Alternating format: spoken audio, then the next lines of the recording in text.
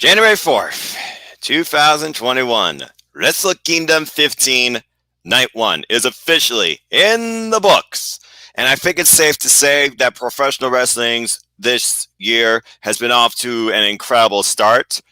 And it surpassed all expectations under even the oddest of circumstances. What an incredibly emotional, magical, storytelling, absolute incredible night of action. But I digress. Hello, everybody. Good evening, good morning, good night, konnichiwa to you all whenever you may watch this. My name is Noah Foster, and I am a simple man. And welcome to my first Simple Take of 2021, where we simply are going to review and discuss and talk about all the incredible action and the results that ensued during Night 1 of WrestleKingdom 15. With that being said, it was an incredible showcase where truly it was about the best of the best, bringing what they are about. Let's go ahead and get right into the discussion. So starting off here, we, of course, again, this event took place January 4th, live, 2 a.m. Eastern Standard Time. And that, of course, when we kicked off with our first match. 2 years has been since we've seen it. A fun little simple KOPW New Japan Ramble to figure out a four-way for KOPW, the King of Pro Wrestling 2021. A field of 22 participants that entered across 1 minute intervals, and there were some entrants that I didn't expect to see in here. There was some interesting chemistry that I expected to see based on who showed up. And overall, I thought this event was pretty fun. So going through the list here, we start off, of course, with Chase Owens, who chose to be number one. But immediately, I think he regretted that when the entrants that followed were Tomohiro Ishii, the Stone Pitbull, and, of course, my guy, the true king of pro wrestling, Minoru Suzuki. By the way, you all see the time, but this is being recorded live, 4:02 p.m., Monday afternoon, January 4th. Following this, it basically came down to a fight of two men, as Chase Owens was an afterthought, as Tomohiro Ishii and Minoru Suzuki just kept on wailing into each other. And it was this point I was like, Chase Owens, you made a very drastic, wrong mistake. I hope you live to actually appreciate the fact that you shared the ring with these two. And I guess to a degree that he did, because Owens tried to step up to both, and then he got knocked out for his troubles. Following this, Blue Justice, Yuji Nagata, he came into play, and he renewed hostilities with Minoru Suzuki as the ring just kept on filling up with participant after participant after participant. We had Toru Hanare, then Hiroki Goto. Unfortunately, no Pita, but we did have Chijiro Takahashi, Tokyo Pimp. It was at this point that we did get some eliminations, though, as Hanare out of nowhere, he eliminates both Nagata and Suzuki off the ring apron. There goes one of my favorites. But shortly after that, we also get Headhunter Yoshikashi, but Toru Hanare is also eliminated. But hey, that double elimination he got, he might live to regret it. It might set up a program with Minoru Suzuki. We'll have to wait and see. Anyway, following this, Togi Makabe came into play, and we were wondering if Gabriel Kidd would come in later and if we would renew hostilities.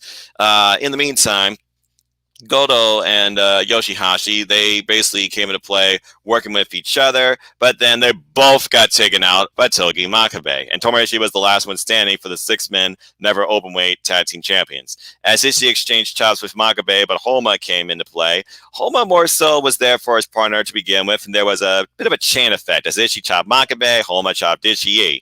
And then Hiroyoshi Tenzin came in at number 11, and basically Homa kind of turned his back on his partner. It is every person for themselves, though, as, of course, Togi Makabe was eliminated. Then in comes, we're wondering where he was in commentary, but I don't think it was much surprise. I'm pretty sure everybody saw this coming. Rocky Romero, he came into play here, and then Dukai followed shortly after that. Hey, Colin, how are you? It's great to see you, buddy. I hope your Monday is treating you well. If you did not get a chance to watch WrestleKingdom, I highly recommend it. And let's try and figure out time to finish our NXT 2020 year-end review if we can tomorrow or even Wednesday, because I'm off those days. Please follow the Cleaver Colin Andrew, folks. He's a great guy. Get you some prime cuts, grade A content. Anyway, as we continue on for this, a Rambo, Bushi comes out into play, Rocky Romero's least favorite person. And I was like, oh, good grief, here we go. But before this was funny, Dukai eliminated himself. He got DQ'd because he basically used that steel pipe into play. And by the way, for those that didn't know the rules of this entire thing, you are eliminated via DQ, pinfall, submission, knockout, or thrown over the top rope. A very interesting throwback to New Japan with a bit of a hybrid twist on what you expect from a battle royale. Anyway, as this match continues, Yujiro is sending himself flying over the top rope as his momentum basically is his own downfall. But shortly after that comes out a real OG that basically came over a life-threatening disease. God bless him. Tiger Mask, which I thought was a very interesting surprise, but it was kind of short-lived. Things went from worse to bad in a way as Bad Luck Fale came into play. And even though Gino Gambino wasn't there, props to Chris Charlton trying to bring that vibe, because I'm sure Gino Gambino will be, singing the praises of his Bullet Club brethren. I just wish he said, "Salute the man, Kevin. He's a war hero. He saved us in the war of New Japan." But I digress. So it's still pretty funny. Then the moment that really hurt me here, dang it, Tomohiro Ishii got eliminated by Bad Luck Fale. And then following this, Gabriel Kidd comes into the field as Homa is shortly eliminated, followed by Hiroyoshi Tenzin and the other young lions, Uya Mera. What's interesting, though, Gabriel Kidd did not get a chance to even go into the ring most of this time before Yuya came out, as Bushi, who basically was playing defense on the outside after going in between the top and middle ropes, not eliminated, he basically was preventing the young lion. You wonder if Bushi has something against the young lions or just didn't want him to come into play. The young lions, of course, tied up on Bushi. Both came into the ring, and they both went after the biggest threat in the ring. Mad respect to them, as they both went after, of course, Bad Luck Fale. And shortly after this, the last young lion came into play, Uya Mera. We have all three young lions in this ramble. A huge opportunity for these young up-and-comers, as they all went to go after Bad Luck Fale. At this point, we got Bad Luck Fale, the three young lions, Bushi, and Chase Owens. They're the only ones left in the ring, and we're waiting for number 21. Freaking Yano! God! And here's the most ridiculous thing about this. Yano, he doesn't even make it to the ring, but because of the actions of Bushi, Bad Luck Fale, and Chase Owens, all three of the young lions are eliminated. So, there's your 4 for KLPW 2021. And he didn't even have to get in the ring. So, honestly, this guy, he basically avoided a death, which I'm sure Bad Luck Fale wanted to break him in half. And our field of 4 was set. So, come tomorrow morning, it will be Chase Owens, Bad Luck Fale, Bushi, and freaking Yano for KLPW 2021. This was a bit of a fun, interesting way to introduce us, give a spotlight to the greats and the up-and-comers, and also just set, I feel like, the audience just were waiting in anticipation for WrestleKingdom, as of course this was before the main bell. And a good way to kill 40 minutes. Rocky hell of an effort. I'm a little disappointed that Ishii and Minoru Suzuki didn't get to continue what they started, but it is what it is. And then we got a 20-minute reprieve, as all I kept getting was that music video and that song stuck in my head. Pretty catchy song, by the way. And basically we go right into the show one last time from the top with the music video, and things were underway. As, of course, our special host, contributor of the theme here, Don Naraki, apologies if I screw up that name, he introduces us into WrestleKingdom. Don King, eat your freaking heart out. And basically, he brings in a special guest to also start off the show. By the way, love the aesthetic of the set. The fact that it was like a crown and the dual colors, red and blue. New Japan Pro Wrestling gives you so much with less. Less is more when it comes to freaking New Japan Pro Wrestling. But I digress. Anyway, as they introduce us to the show and we get our send-out, it was Riki Choshu who came in. Looking really dapper, by the way, in his suit. The guy has just aged very well. And nice LED walkway of the entranceway. Let's look at the aesthetics. And also, mad respect to Kevin Kelly, Chris Charlton, and Rocky Romero, who literally opened the show saying, this is a tribute to the passing of, most recently, Brody Lee. And they also even start off literally with his catchphrase, "It's January 4th. You know what that means." So mad respect there. Anyway, as we get right into the show, we go straight into our first match, as we have Hiromu versus ELP. This match was very interesting, as I'm sure everybody was just hoping that ELP would get his just desserts, disrespecting the legacy that Liger left with the Super J Cup, throwing the jacket, bringing out his own new headbanging theme finally. Well, he held out the music until WrestleKingdom. I guess they paid him enough money. And I will admit it was a headbanger. Hiromu Takahashi coming out in the fluffiest of coats, I might add. But this was a great back and forth match, and it really set the pace for the night. Also, shout out to the way they handled the audience. I think there was like 20,000 attendance, as again, they only could use their bodies, their hands and their feet to give us their own way of audible acknowledgement to what's going on. And they also had their own like thunder sticks to try and amplify their excitement. Boy, was that showcased throughout the night. Anyway, as this match gets underway, immediately ELP, he disrespects the jacket that Hiromu sees in the ring. And then he even further disrespects the Super Junior division by going after Hiromu's trophy at ringside that he won Best Super Juniors and just throws it to the floor. And then he literally asks for Liger, where are you? Liger. And as he's looking for Liger to literally put the jacket on for him, Hiromu drop kicks the hell out of him all the way through the barricade to the outer ring area. And things were basically in Hiromu's pace from here. Things really started to pick up, though, when they got on the apron and we get both men trying to go for a sunset bomb. But it's ELP, again, despicable human being, but incredible athlete. He pulls off a hard sunset bomb, planting Hiromu on the floor. And then following this, the highest of highs with a moonsault as ELP goes for broke, honestly, off the top. But you wonder if that maybe was a little too much, as I did notice a cheek in, let's just say, his arm, or figuratively, where it looked like he may have screwed up his angle. By the way, shout out to ELP, giving basically tribute, props, respect to another great Canadian wrestling legend, in my opinion, the Rated R Superstar Edge. So I think we all know what ELP was going for here with the red, black, gray cameo, and honestly, his disposition. It kind of surprises me that he never went for a spear during this match.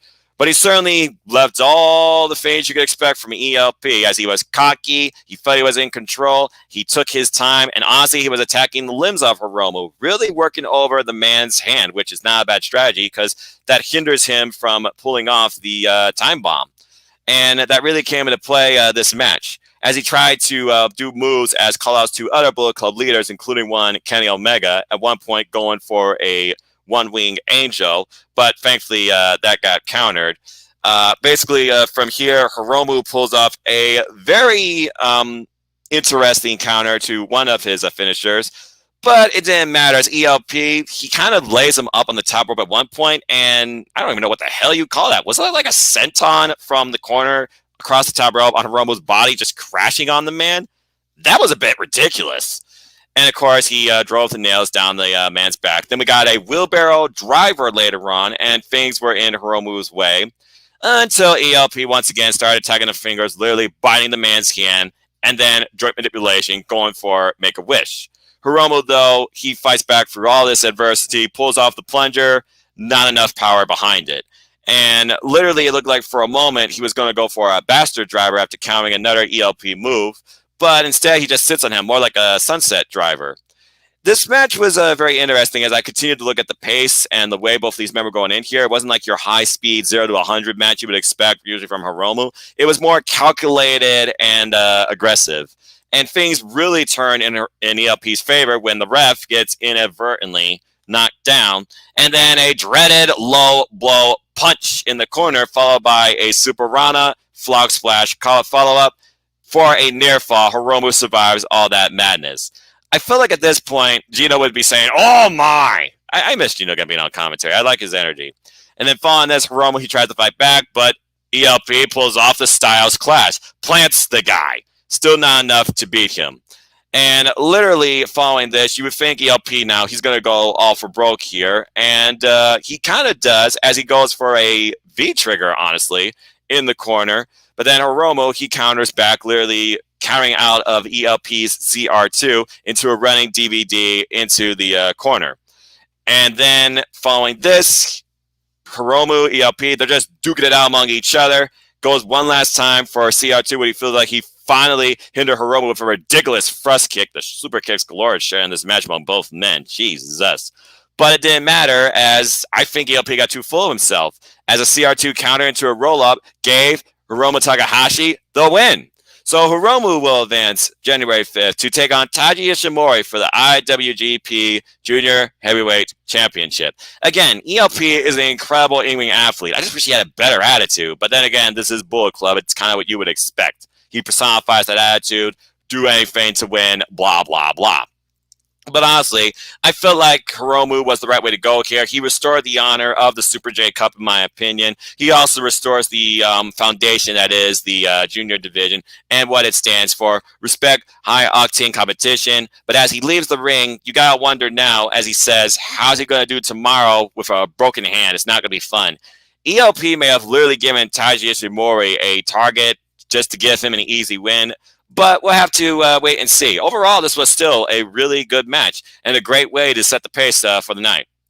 Anyway, following this, we go into our IWGP Heavyweight Tag Team Championship match as Dangerous Tekkers defend the titles against the team they haven't beaten yet, but also the team that has yet to win at the Tokyo Dome. And first time ever, I might add, World Tag League winners. GOD takes on Dangerous Tekkers. Taiji Zack Sabre Jr. versus Tama Tonga and Tonga Loa. First off, so nice to have the Holy Emperor give his entrance to the fans on the grandest stage of them all, even without Miho Abe, who sent out a tweet that she was very sad. Here, you want to take a look at that? Poor Miho Abe. I feel bad for her, honestly. And I'm sure she wanted to be in her man's corner. As Jado was in GOD corner, it seemed like that numbers were going to be also even on Suzuki-Gun's side as they had that crazy pipe-wheeling maniac Dukai in their corner. Anyway, as this match basically comes to begin, you could tell that this was going to be a very physical, aggressive, vocal fight. And it was. What really surprised me here was really how Taiji Zack Sabre Jr., they really had a much more honorable fight, while Tama Tonga and Tonga Loa, they, again, Bullet Club, they did everything they could to try and get the victory here, including Jado at one point taking out Dukai. Things were starting off pretty easy, though, as Taiji kind of controlled Tonga Loa and then Zack Sabre Jr. That Zack Sabre Jr. is just dangerous in general. You think you have him vulnerable, and he traps you in a ground cobra or cobra clutch off the ropes in the corner. Tonga Loa and Tama Tonga, though, they fell in control with their speed and physical domination. But Taiji, with those crazy Kawada kicks, he put the match into favor, of course, for his team. And then, literally, GOD were going off for broke. They left nothing to the wayside here. Very unique throwback into a powerbomb combination as setup and execution for a nice near fall. As Zack Sabre Jr. basically takes over the match here, and it looks like they're setting him up for a super ballet bomb after a little earlier when all four men literally just took each other out with Kawada kicks and power moves galore. Good grief. I couldn't tell who is the most aggressive, the most hothead, or the most powerful in this match because all four men brought it.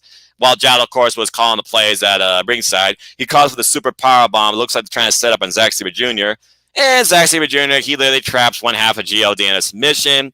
Taiji isolates the other into another submission. And basically, at this point, Zack Sabre Jr. is literally calling for his partner and says, hey, come on, do it, man. It's the Tokyo Dome. Going all for broke here. Can't blame him.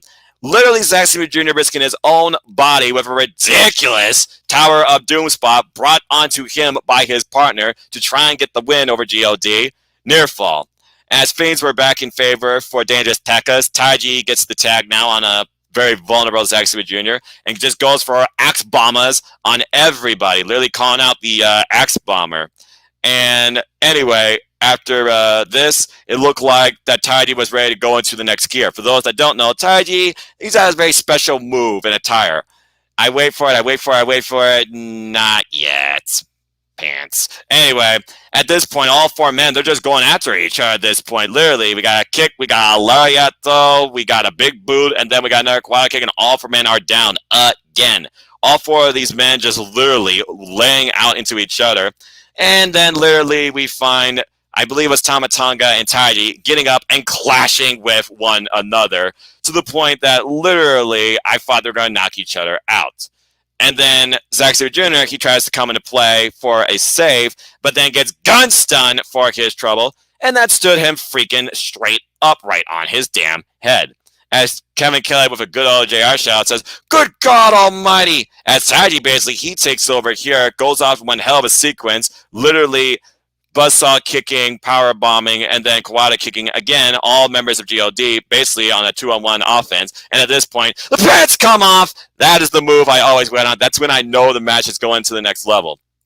As it looks like they were setting up for their finisher here, the Zack Mephisto, I believe. Jado comes into play, and basically he distracts the referee, but as the referee was isolated, Taiji stops him dead in his tracks, kicks the man right in the Golden Globes, but then up from behind, the second time now this team has fallen to a device of their own. Taiji, who owns the Iron Glove of Iska, as Tama Tonga had it on his hand, he eats it and gets literally knocked the hell out. And then ape shit, and literally, they've done it now. They've done everything. Call it what you will. I call it annoying, damn it, but they did what they had to win. God have won at WrestleKingdom and are the new IWGP Heavyweight Tag Team Champions. 7-time tag team champions, and 8 times now in a row that these titles have changed hands, and God now has literally done absolutely everything. As they leave in celebration, and they leave also with that Iron Glove. I don't know if they're going to give that back or not.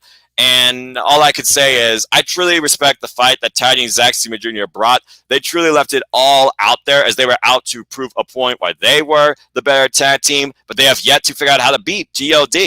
This was an all-out physical war, and nobody left anything on the table that could have been used or tried. Mad respect to everybody. I just wish Dukai didn't get knocked out so early by freaking Jado and those kendo stick shots to the back.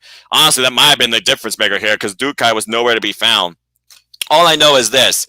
God, they stay on the top of the mountain, but you bet your ass Dangerous Techers, they're going to come back after them, and they're coming back angrier, meaner than ever.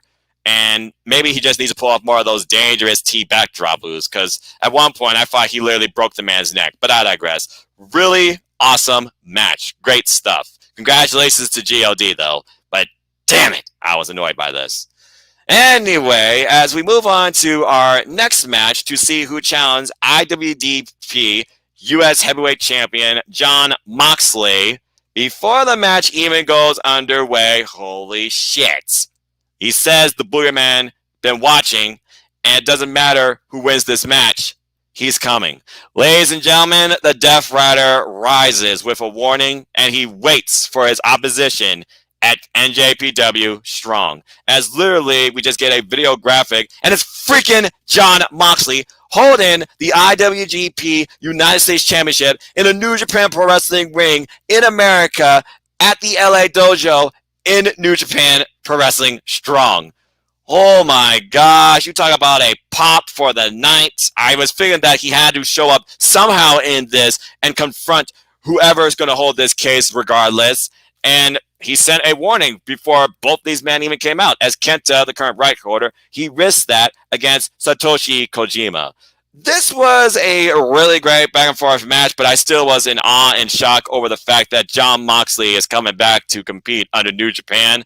Even if it's just one match, I just could not be more excited. And I gotta be honest, as soon as I heard that, I was like, Kenta vs. Jon Moxley confirmed. But I didn't count out Satoshi Kojima, and honestly, Satoshi Kojima brought one hell of a fight here. As this fight got underway, Kenta, of course, he seemed to be coming in here maybe a little bit more unhinged. He's been wondering where Jon Moxley is, tired of these mind games, tired of these people constantly confronting him for this briefcase, wondering where Juice Robinson is. Well, he knows where Juice Robinson is because, again, that case shot to Juice Robinson's eye basically took Juice Robinson out of this match. Juice Robinson, get well soon. As this match got underway, it was definitely a match of strong style, never proportions. As Satoshi Kojima, being a true throwback in all things strong style, he truly brought the fight to Kenta here. And Kenta, I feel like, was a little bit more unhinged than usual, as he was not only attacking Satoshi Kojima with all his might, trying to end him as quick as possible, but he even attacked his friend and partner at ringside in Hiroyoshi Tenzan. You know, Tenkozy. They stick together. As this match got underway and Kenta basically was controlling the pace of this, Kojima, he comes back onto Kenta and, of course, does those machine gun chops in the freaking corner. Imagine if those just went on forever and ever and ever. Could have collapsed the man's chest. But then Kenta, he follows up with his own forearm strikes in the corner as well. And then literally at one point, we find both men have DDT each other respectively. Kenta getting DDT face first on the apron for a near fall. And then, of course, Kenta mocks Kojima with his patented phrase when he goes for that big elbow drop off the top. And literally, Kenta, he just goes to town on Kojima with all the staples, even Katsuyori Shibata taken from Kenta, including the running drop kick in the corner. Vicious double stomp from the top for a near fall. And then following this, Kojima, though, he fights back, and it looks like he's about to do a lariato, which, of course, is his standard ace in the hole to win matches. But then that gets countered into a power slam. And then following this, Kenta, he's had enough of Kojima's nonsense and his opposition. Even with the ref perfectly seeing this, he's up and everything. He goes for, of course, the briefcase, obviously to bash it on Kojima's head. Doesn't get a chance to, as I was wondering what's going to be the stronger force here, that briefcase or Kojima's lariato. Well, I got my answer. As Kojima literally lariato that briefcase into the other time zone of the ringside area. But following this, overhead palm strikes as Kenta was going to town on Kojima, literally trying to knock the man out, as both these men were well into each other. This was one hell of a fight and a battle. But in the end, it came down to 3 simple letters. GTS. And it was over. As Kenta has put Satoshi Kojima to sleep, you got to imagine at this point now, it's got to be official. We're just waiting for the where and the win. I think it's safe to say, folks, we're getting Kenta versus Jon Moxley for the IWGP United States Championship. But mad respect to Kojima, who put up one hell of a fight, proved that he could still go with the best of them at any time. And again, this is the guy that started off in the very first Tokyo Dome, has even main evented Tokyo Dome as IWGP Heavyweight Champion. I can only respect the fight that was brought here, and I hope for bigger things for Kojima's 2021. Incredible start to his year, though. But all I can say is this. Kenta, Jon Moxley, take my damn money. Where's the match happening, okay? It's got to be happening at NJPW Strong. I hope to get more details maybe this Friday, if possible, as soon as this Friday, if not after New Year's Dash. But I don't know about you, but I think Kenta has no other opposition since Juice Robinson's injured. I think he's earned it. I think he finally has earned his shot after the U.S. Gold. And it'll be nice to see Death Rider and hear that theme, too. But again, we'll have to wait and see when that all happens. Anyway, as we go from there, of course, due to the way things are being handled right now in this state of professional wrestling, but also state of avoiding emergency, we go into a simple intermission, which, of course, has the cleaning music that everyone loves, that I at least know on Twitter. And we talk about the second half of the show that is coming shortly, which includes Hiroyoshi Tenzin versus Great Khan. We also have Will Ospreay versus Okada, and, of course, our main event, Naito versus Kota Ibushi for the double gold. But before all that, we have a simple intermission where we get a couple of interesting ads, as, of course, we learn coming soon, even though we have no other information that has a purple background. I'm just trying to think of some sort of channel logo with an all-purple logo, maybe. Maybe that's a hint. Or maybe it's just the way they're going to showcase it. I don't know. Your guess is as good as mine. But I'm super happy to know that NJPW will be returning not only to my friends in the UK on television, but to us here in America on television. So I'm just waiting for date, time, channel, and what. 10 seconds, though, doesn't tell you a whole lot. But it certainly excites me. As I wait for more on this, we also learned that there's a brand new mobile game in development now. Apparently 2 years in the making, following a follow-up deal that Naito had with this, what you call this guy? I guess an investor or a marketer? Something like that. But anyway, a game coming up soon called NJPW Fighting Spirits will be coming this year. And I'm curious what that will bring. Or Strong Spirits, excuse me, botch. I'm curious what that might bring, and honestly, what might, ensue in that game. It's clearly not going to be a training card game because they already got that, and I played that for a little bit, but we're just going to have to wait and see. As we come back from here, the second half starts, and we start off with a challenge of either the rise of an empire, or does the ace still go with the best of them on the biggest stage, As the ace of New Japan, bringing the energy like nobody else, Hiroshi Tanahashi, he takes on, in his WrestleKingdom debut, the Great Khan. this might have been Great Khan's longest entrance to date when it came to his way that he walked down to the ring. And it looked like, according to his disposition and his outfit, he basically was saying, I'm only fighting half of what the Ace actually used to be at this point. As the Ace comes out and just ignites the entire place with his energy and his spirit and just his overall just presence at Wrestle Kingdom, it just surprised me how Great Khan just stands there menacingly, absolutely motionless to what's happening around him regarding the Ace, his energy, and everything. You would think that he would be showing off more nerves considering this is Wrestle Kingdom debut. But overall, I must say, I thought Great Khan held up really well in this match. This match started off rather slow as both men, they were trying to find a body part to isolate on the other, or at least ground the other individual. Great Khan bringing his amateur wrestling background into play here. Hiroshi Tanahashi bringing his veteran experience here. Eventually, Tanahashi does lock Great Khan into a side headlock, and then following that, basically, he slows down Great Khan's momentum, isolates the guy, keeps him down on the ground. I thought that was pretty smart. Until Great Khan, he demonstrated his power, got the better of the Ace, and then slams the Ace on the stage, and literally nearly takes a count-out victory.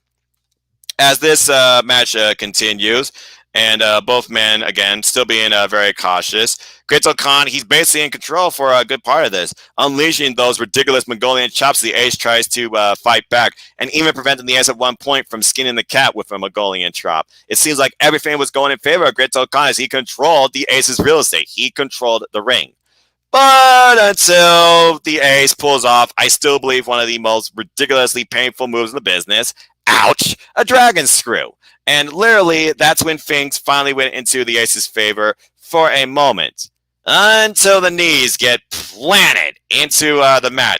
And basically, Great Khan, he tries to lock the Ace in various submission holds, including a ridiculous knee bar and almost a stretch muffler combination.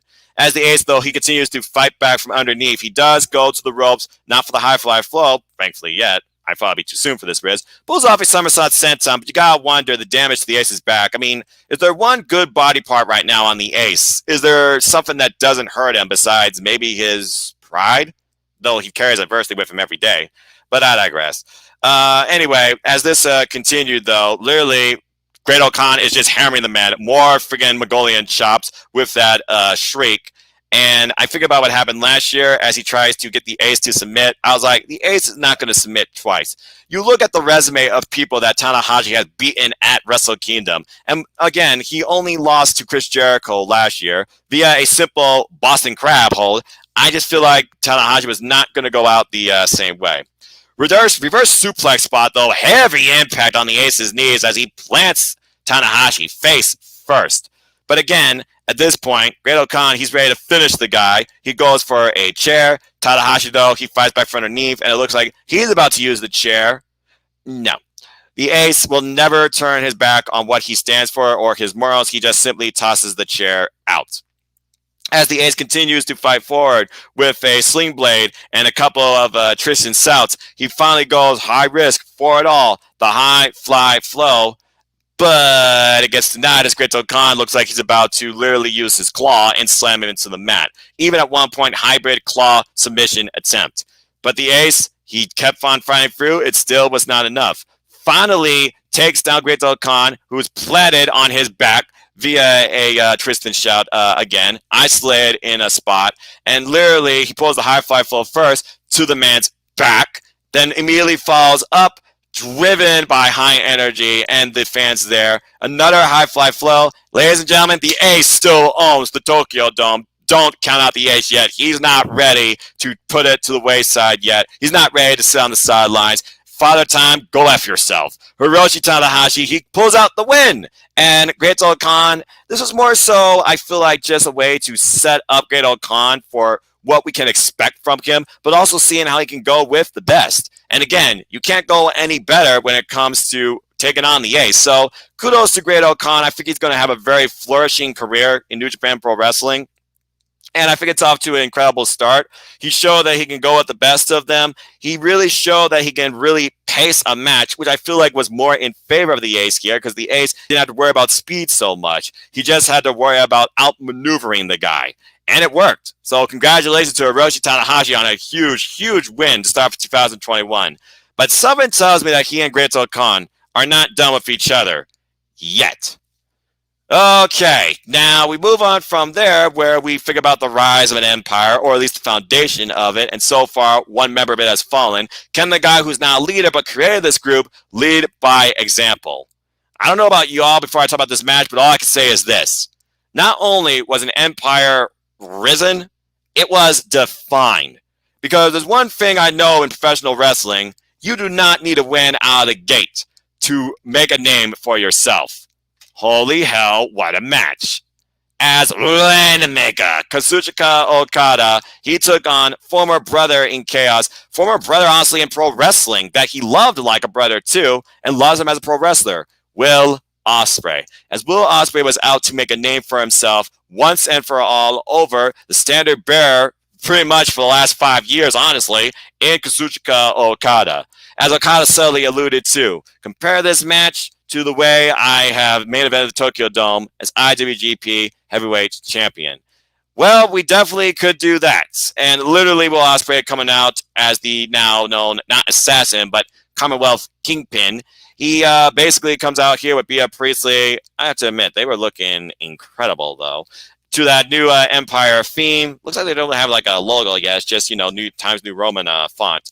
And basically, they pull out, honestly, I got to say right now, this might literally be already a match of the year candidate, as these guys went over 30-plus minutes in what felt like everything above and beyond their previous matches. Definitely not a battle of brothers, but a battle of two of the best pro wrestlers to prove why they are the best, as both brought out everything more than you could expect in emotion and aggression.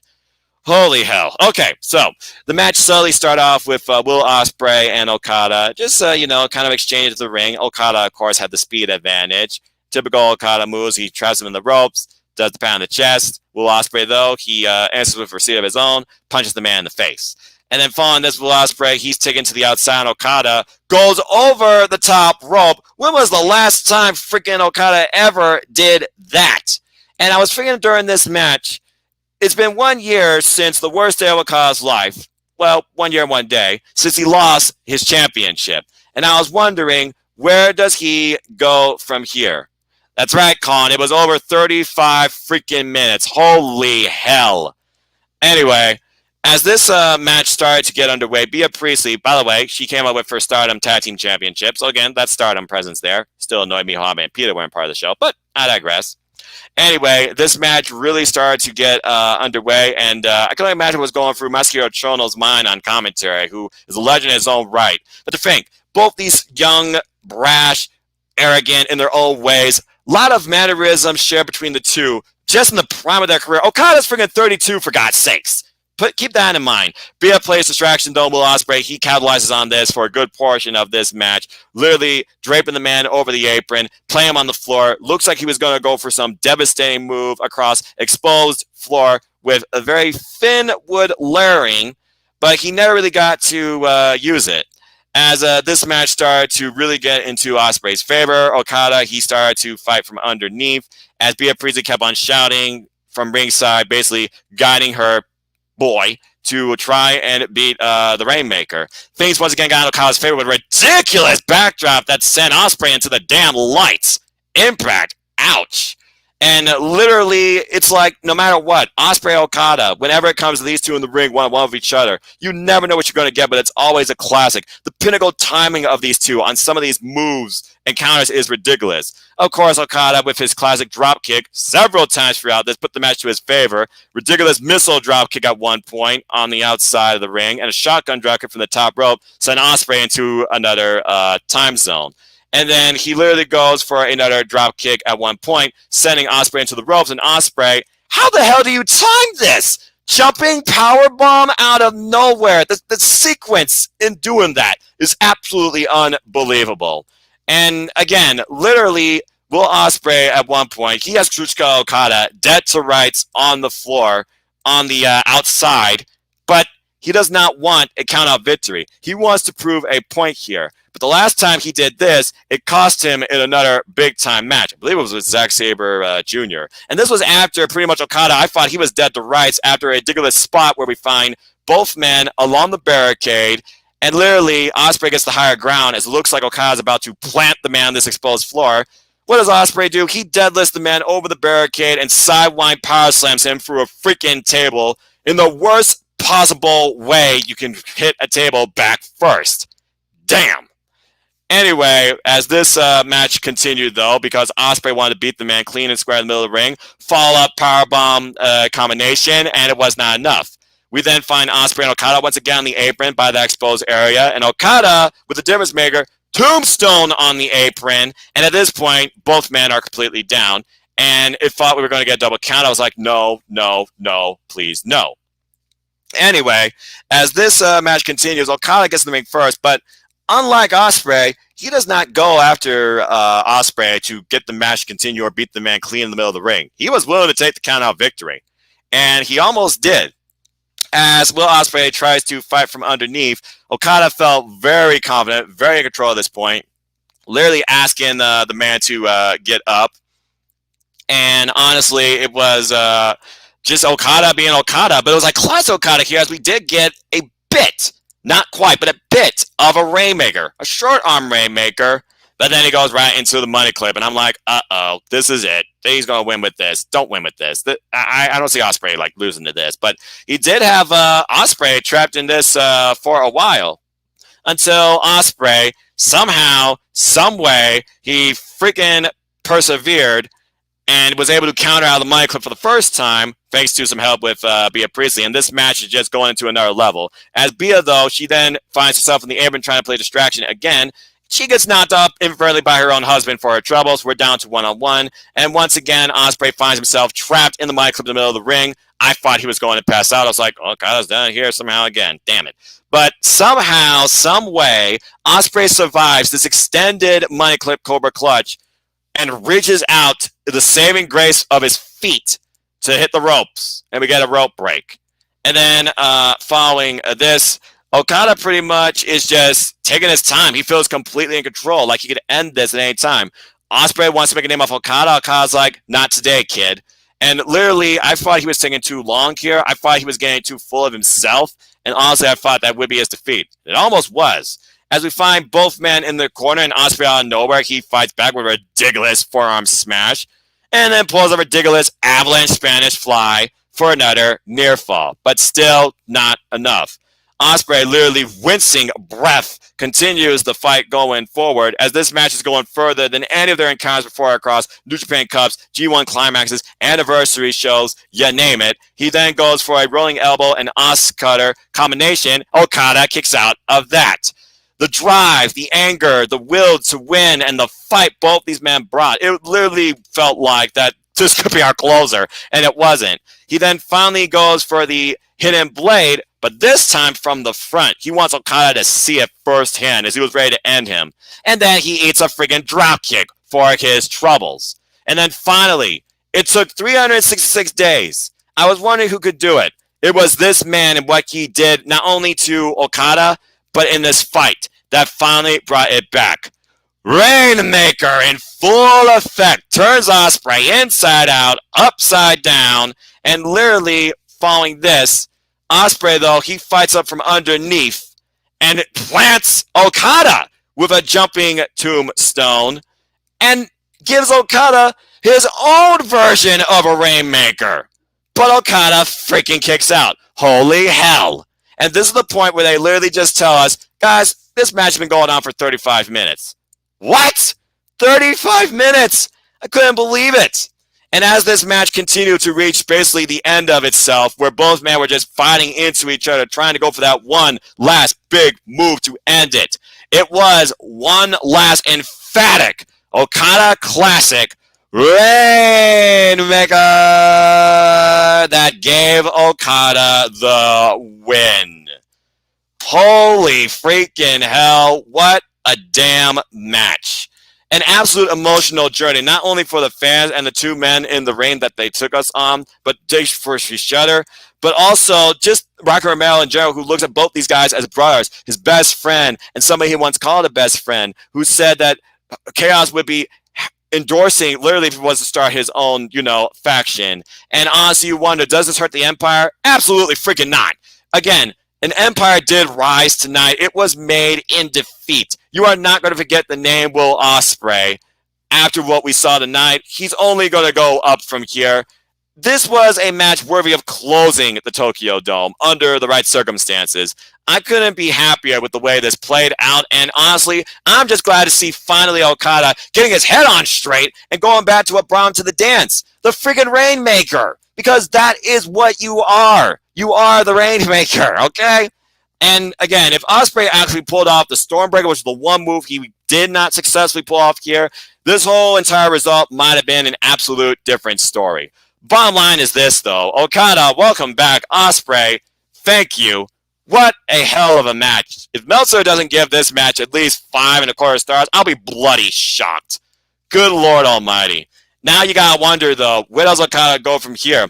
Does he stick with the Rainmaker, or does he go back to his old ways with the Cobra Clutch? Is he still questioning himself whether or not he can still have those titles? And how much is Ospreay's pride hurting? Is Ospreay now humble? Does Ospreay continue to go after Okada until he makes a name for himself? Does he ask for another rematch with Okada and puts on maybe, I don't know, his British Heavyweight Championship on the line?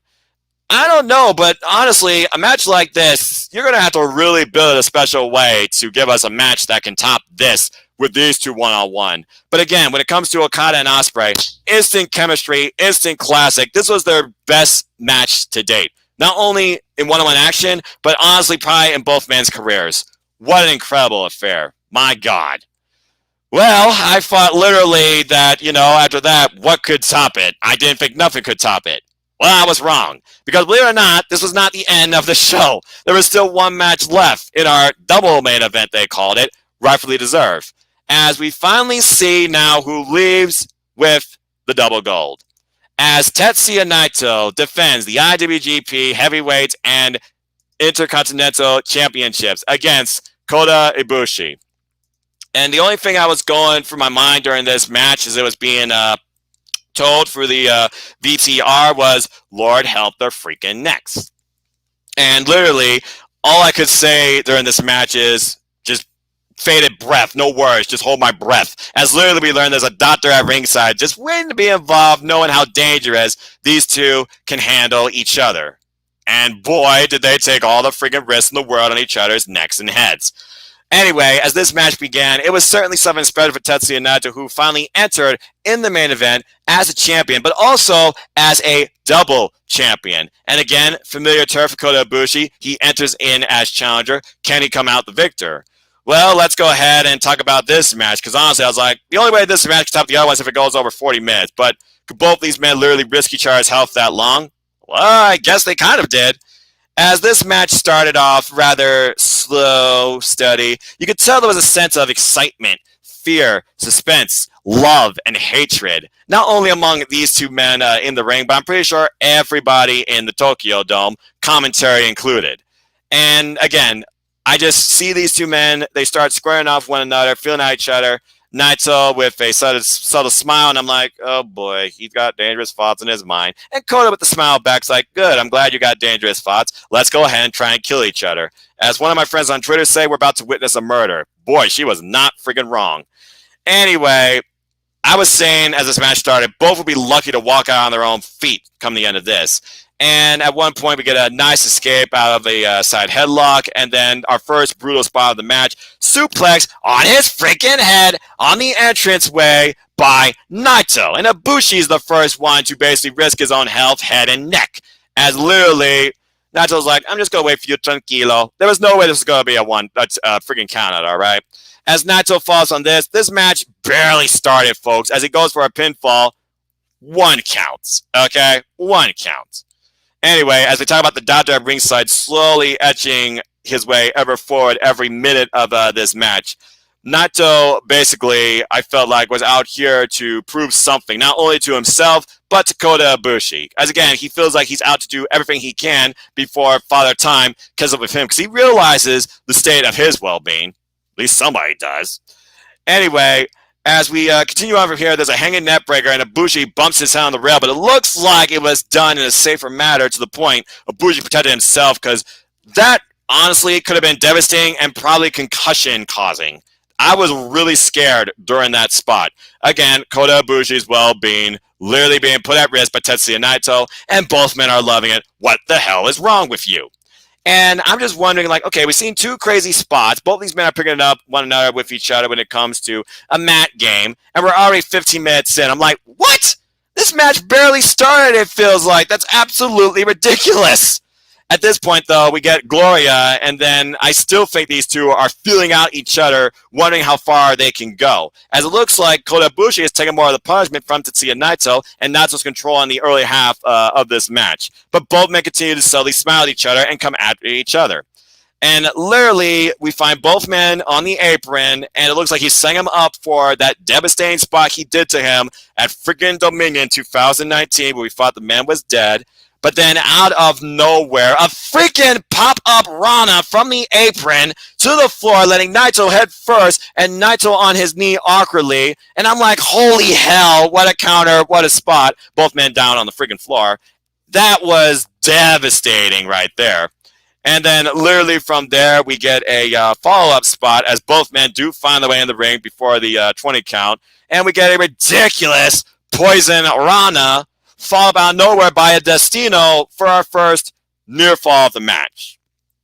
As Tetsuya Naito tries to run up the arm one more time, Kota Ibushi stops his momentum altogether and literally traps him in a package power driver, basically. But it's a bastard driver where he literally concaves the man's head and neck into the ring mat, literally crushes him like a crunchy, and literally gets a nice near fall here. And we're 25 minutes in now. I'm like, this is crazy how fast this is going and how physically slow this is for both men. Devastating to their bodies. Regardless of no crowd noise, you could tell the crowd was getting into it. As at the start, the claps started to get louder and louder, and you could feel the stomping too. Anyway, Kota and Naito, they are now just squaring off into each other, laying in forearm smashes galore. A subtle exchange, you will, a New Japan staple when it comes to big-time matches. Not only testing each other's wills, but trying to take that match into the next level. And then following this, a ridiculous Lariato that turned Naito inside out, upside down. And then Kamagoye for the first time this match. Kota Ibushi's finishing maneuver. 1, 2, no. He kicked out. So both men now have pulled out their best move possible on each other once and have been able to survive. So what do you do from here? You continue from here.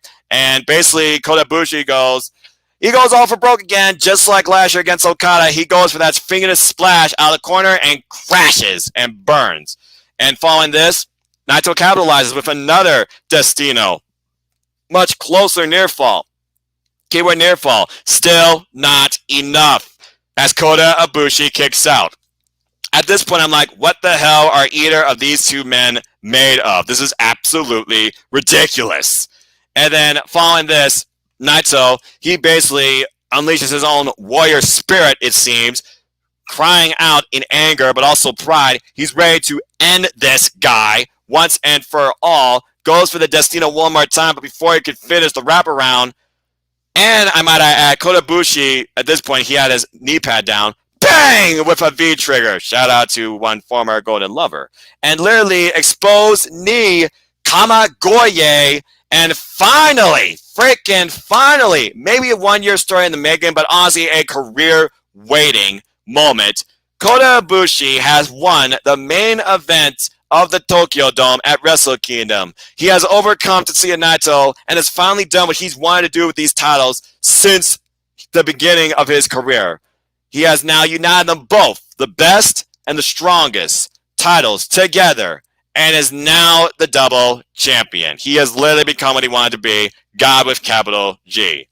Holy freaking hell. What a physically taxing, enduring, challenging, emotionally driven main event where both these men went all for broke and beyond to test each other beyond their limits for the greatness that is, proven why they are the best of the best. And at the end of it all, you truly know how much this mattered to both men, but how much respect both men garnered. It truly felt like a passing of the torch as Kota Ibushi breaks down in emotion and subtly gets up. Before Red Shoes could present the man with the double belt, it's Tetsuya Naito that takes it from Red Shoes, holds the two belts, literally holds them out to Kota Ibushi to take. He literally gave, I think, New Japan Pro Wrestling to Kota Ibushi and the legacy of the double gold championships. That right there, as he raised his hand, is nothing but respect, folks, and an incredible moment as we truly might have just ushered in a new era in New Japan Pro Wrestling, led by this anomaly, this humble guy that went his own way to become a professional wrestler and lead his own legacy in wrestling, Kota Ibushi. What an incredibly emotional, tear-jerking moment, I'm sure, for many, including people I know on Twitter that definitely got emotional, to say the least, and I'm not going to lie to you. By the way, Kevin Kelly subtly alluded to, it's these type of moments that bring us together as wrestling fans. It's these type of moments, these type of matches, these type of competitors that make us love this sport, professional wrestling. It's why we watch and do what we do. As he subtly alluded to, it's why he's been involved in this business for 30 years. Congratulations to Kevin Kelly. Well-deserved, sir. Keep doing what you're doing, man. And literally, it's the guy who wanted to surpass two people he claimed as gods, Hiroshi Tanahashi, Shinsuke Nakamura, that now has gone above and beyond that as he now holds double gold. But before he could continue his celebration, we can embrace this moment with him together. Who comes out to basically play, maybe spoiler, but one Switchblade, Jay White. As Jay White subtly alluded to, let's hear it for Kota Ibushi. Congratulations. Enjoy your moment, because that's all it is. Because you will literally only be champion for one day. Because comment tomorrow, you will be the deciding factor in when I make history. You will be the deciding part when I claim my destino and take both those titles from you and become God. Because you will breathe with a switchblade in my new era. As Jay White subtly just leaves with Gato and the briefcase and basically, tries to bring a tamper down on this incredibly emotional moment, the biggest moment in Kota Ibushi's career. Kota Ibushi says nothing but respect to Naito. He said that he will hold on to these titles. He will lead New Japan to a golden new era. And he promises come tomorrow, January 5th, he will win and still be our IWGP Heavyweight and Intercontinental double champion.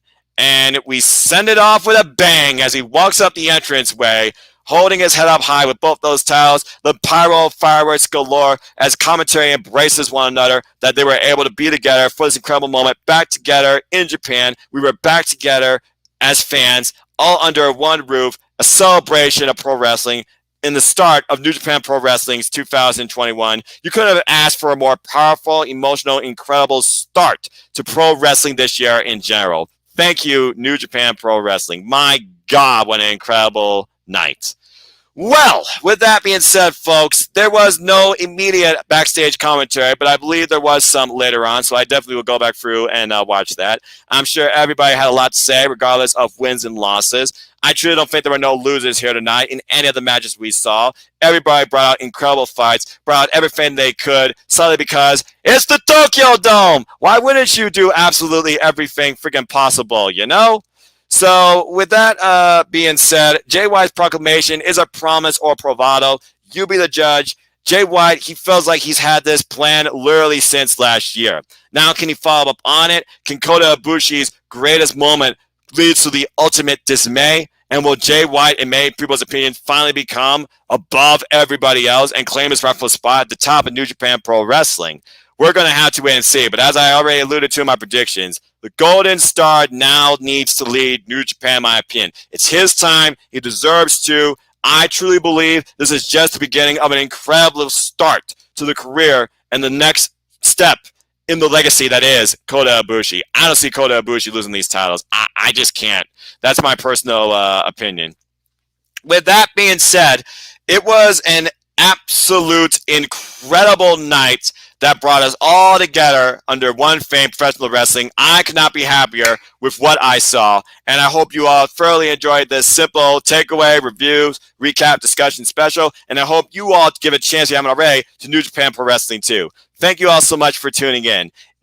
Again, folks, we literally have one more day of this incredible spectacular that, of course, will be opened up with Stardom match we would not see, but I know the women professional wrestling of Stardom will absolutely kill it. And then we will actually start our show literally an hour later than the previous night, 3 a.m. Eastern Standard Time. It will start off crowning our new KLPW 2021 winner. As long as it's not freaking Yano, I will be absolutely happy. We also will have, of course, the IWGP Junior Heavyweight Tag Team Championships defended, the Never Openweight title defended, a special singles match with another grudge that I'm sure is going to be full of emotion, more from Sonata than Evil, I feel like, who usually doesn't showcase a lot, externally where we could see it. And, of course, Taiji Mori will defend his title now against Hiromu Takahashi. And last but not least, Jay White will try and claim what he believes is absolutely his once for all when he takes on Kota Ibushi for the double gold. Who will stand at the end of WrestleKingdom, ushering in New Japan Pro Wrestling's 2021 in their own era come the end of it all? We'll have to wait and see, but I am personally, sincerely rooting for the Golden Star. With that being said, folks, that's it for now for WrestleKingdom. So thank you so much for tuning in. I'd love to get your thoughts, your opinions, your questions, or anything you might have on your minds in the comments down below or even in the chat. If you could tell friends about this, I absolutely would love to hear you. Colin, you believe the Switchblade is going to become the champion? Well, sir, we're going to find out soon enough. We will wait and see. But apparently you are already bringing with the Switchblade. I respect the man for what he's done. You can't argue with what the man has accomplished. You can't argue what the man has backed up. You can't argue what the man has made Bullet Club to be. But is it his time to finally lead New Japan Pro Wrestling as a double champion? Well, we'll have to wait and see. But again, folks, that's it for now. So thanks for tuning in. If you want to know more about me, know this. I'm just a simple man and a lifelong fan of wrestling. If you haven't already, please follow my friends, affiliates on all their platforms, YouTube channels, including Cleaver Con Andrew. Got to add that to this slide. Support NoDQ, FTW, my friend Cindy and her ventures in wrestling, as well as her pockets of the stratosphere. Support the Bulletcast, Jeff Meacham Network, Cherry Brand, could go on and on. Shout out to my ATW family on Twitter, ATW for life. And of course, support a new project I'm working on with some friends called The Sauce Wrestling Show. A new episode will be up later this weekend. And stay tuned, of course, for another episode of AEW Spark regarding the events that occur this coming Wednesday on New Year's Smash. We got 2 championship matches and so much more. As always, folks, this is how I like to close it off. In life, in professional wrestling, there are no winners, there are no losers, there are no betters. There are just fans. Let's not try and separate each other. Let's come together and enjoy what we love. For we all share some of the passion of this. So, in short, just enjoy life and enjoy wrestling. Simple as that. With that being said, I thank you all so much for tuning in. Please like, share, subscribe, comment, tell a friend. Hit the bell to know the next video goes live on this channel. Hit the subscribe button to know to help me grow this wrestling community. Shout out to 173 of you who's been with me on this fun YouTuber creator's journey. It's not laying up anytime soon. So, I am just a simple man, a lifelong fan of wrestling. My name is Noah Foster. It's been an incredible start to Pro Wrestling 2021. It's only going to go up from here. Shout out to everybody that's been with me so far, my NJPW Explorations Predictions League, as well as Team NJPW. We'll see who takes it all in our league also very shortly, too. And until the next video, take care, enjoy life. Tomorrow's never guaranteed. Treasure your families and enjoy wrestling. There's more of it now than ever. Be safe, be smart, be cautious, be courteous. I wish you all nothing but the best in safety and kindness. Have a wonderful evening, day, or night, depending on whenever you watch this, or wherever life takes you right now. Go Giganyo. Sayonara.